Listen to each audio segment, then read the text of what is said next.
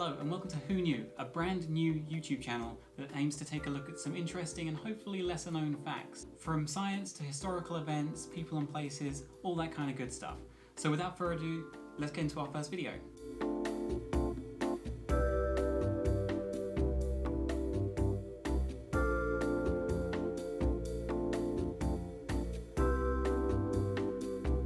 Mark Twain put it best when he wrote, "Truth is stranger than fiction, but it is because fiction is obliged to stick to possibilities. Truth isn't." And when it comes to the Second World War, there is no quote better suited. Take your pick. There's the Nazis' plan to drop thousands of pounds in counterfeit bills over the UK, thus crippling the British economy. The Brits' idea of an aircraft carrier entirely made up of ice and sawdust. Or finally, the Japanese intercontinental balloon bombs. Not to mention the literal death ray they began work on as early as 1939. Any of which could be the topic of their own video. Comment below if that's something you'd like to see. However, today we're going to take a closer look at a soldier whose antics and actions, if made into a movie, would likely be thought the overactive imaginings of some crazed Hollywood director. Described by the brilliantly named Royal Norwegian Explorers Club as one of the finest explorers and adventurers of all time, and a man whose obituary read upon his death in 1996, had Churchill not existed, it would have been impossible to invent him. No fictional hero with his story would have seemed credible. But we're getting a little ahead of ourselves. Fighting, or Mad Jack as he would later be known, was born September 16, 1906 in Colombo, British Ceylon, modern-day Sri Lanka. His father Alec held the title of District Engineer in the Ceylon Civil Service, a position held by his father, John, before him, and a job that I'm sure is much more interesting than it sounds. However, Jack Churchill was not destined to stay in Colombo and continue his family tradition. Soon after Jack was born, the family returned to Surrey in southeast England for a brief stint before heading to Hong Kong in 1910. Finally, the family returned to England in 1917. After studying at King William's College and graduating from the Royal Military College at Sandhurst, Jack served for a time with the Manchester Regiment in Burma, now modern-day Myanmar. For the most part, this first stint in the army was kind of uneventful, consisting mostly of patrolling up and down the Irrawaddy River. Still, that didn't stop Jack from taking up a few hobbies, including the bagpipes, more on that later, and taking some time out to ride his motorbike about the place. Having left the army in 1936, things got decidedly more interesting. In his downtime, Churchill embarked on a grand tour of Europe. Along with his travels, Churchill found time to compete in various archery tournaments, and even going so far as to represent Great Britain in the World Archery Championship in Oslo in 1939, not to mention placing second at the Aldershot Tattoo military bagpiping competition a year before.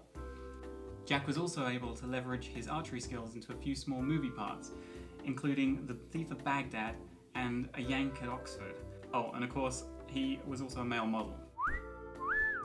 After the German invasion of Poland in September of 1939, Churchill joined back up with his Manchester Regiment, who were assigned to France as part of the British Expeditionary Force. It was here that he was made second in command of the 4th Infantry Brigade with the 2nd Battalion. Their goal was to halt the Germans through Belgium.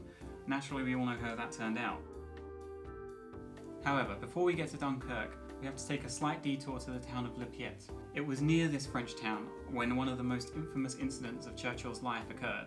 The story goes as follows. On May 27, 1940, Churchill and 2 soldiers were able to ambush a German patrol.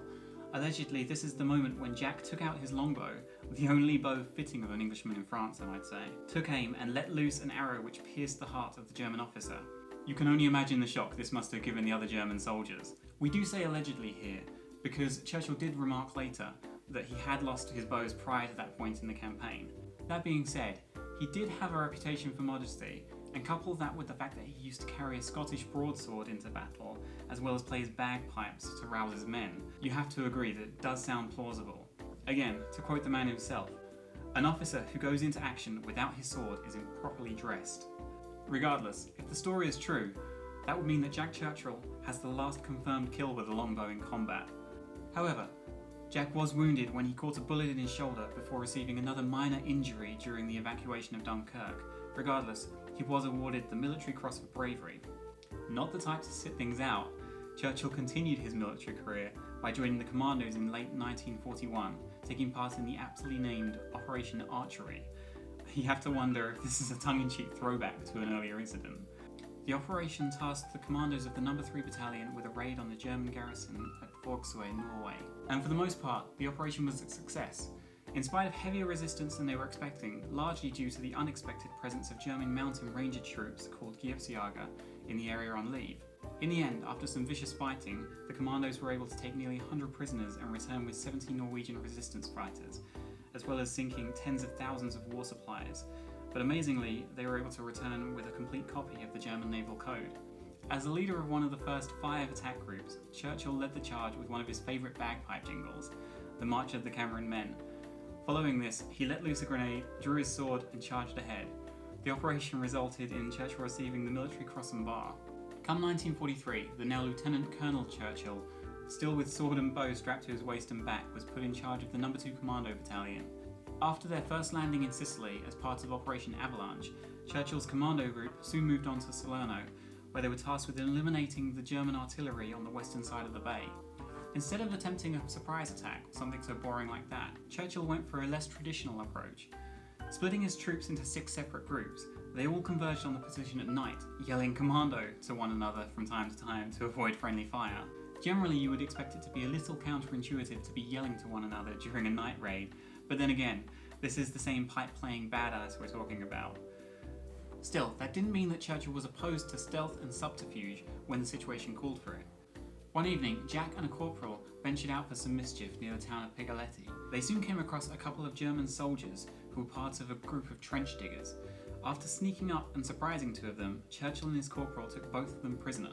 Clearly not content with just the 2, Churchill drew his sword and marched the men back into the village, using them as his shield. One by one, they went from digger crew to the next, forcing each to surrender and join what I can only imagine is less of a human shield by now and more of a wall of bodies. In the end, the 2 Brits were able to capture 42 German soldiers before they turned back to their own lines.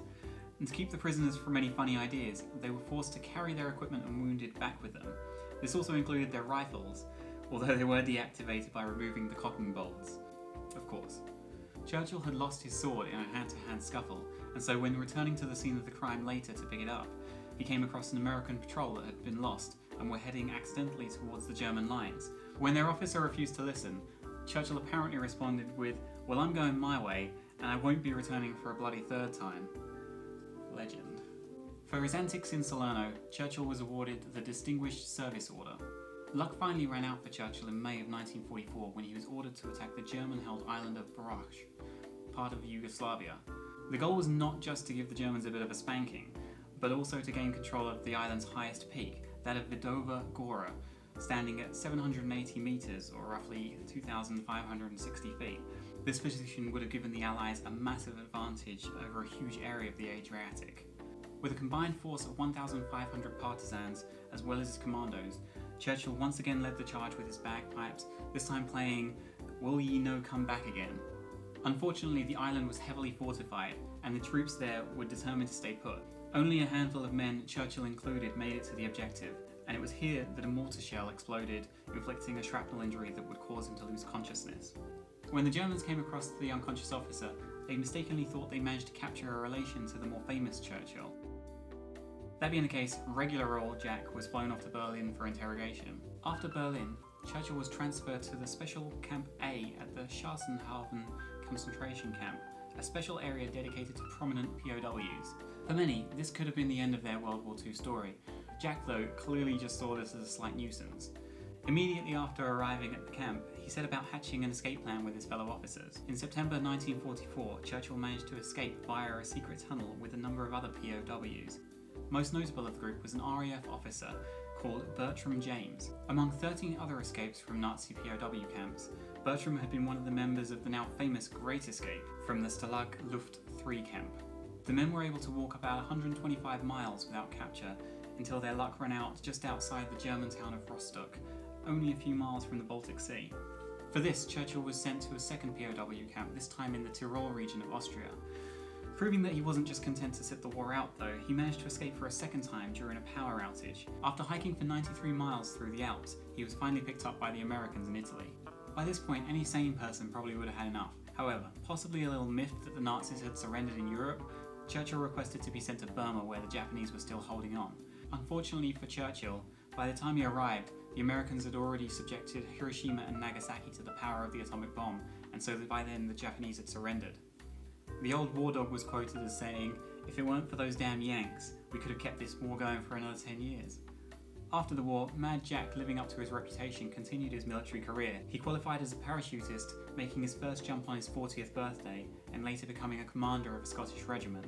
Churchill's final battle came in April 1948 though, during the final days of the British Mandate in Palestine. A medical convoy escorted by the Jewish group Haganah were en route to the Hadassah hospital when it came under attack from Arab forces. The Highland Light Infantry, who were under the command of Churchill and close by, attempted to assist. In another alleged story, Mad Jack just strolled right up to the convoy under fire, sporting a huge smile. His thought here was that people are less likely to shoot at you if you smile at them. Unfortunately, the convoy refused to be evacuated by the British under the assumption that some fighters of their own were coming to assist. This didn't materialise though, and in the meantime 2 trucks were hit and caught fire, killing 77 of the 79 inside. British orders were to stay out of the fight, but the Highlanders helped provide covering fire until assistance eventually arrived. Later, Churchill assisted in the evacuation of Hadassah Hospital, which helped up to 700 medical staff and patients escape to safety. Later in life, Churchill spent time training various forces and even managed to take up surfing in Australia. He even became the first person to ride the 5-foot tidal bore down the River Severn in Britain. Ever the eccentric, when catching the train home from London, he used to freak out his fellow commuters by tossing his briefcase out of the window. When asked about it, he said he was simply throwing it into his own backyard so he wouldn't have to carry it home from the station. After such a crazy life, Jack Churchill finally passed away on March 8, 1996 at the ripe old age of 89. So, if you made it to the end of this video, I want to thank you. I really hope you enjoyed it, and if you did, you can hit that like button and subscribe. Like I said, this is going to be the first of many videos, hopefully, and so if you have any ideas for future ones, you can comment them down below and we'll see what we can do. Otherwise, until next time, this has been Anthony, and who knew?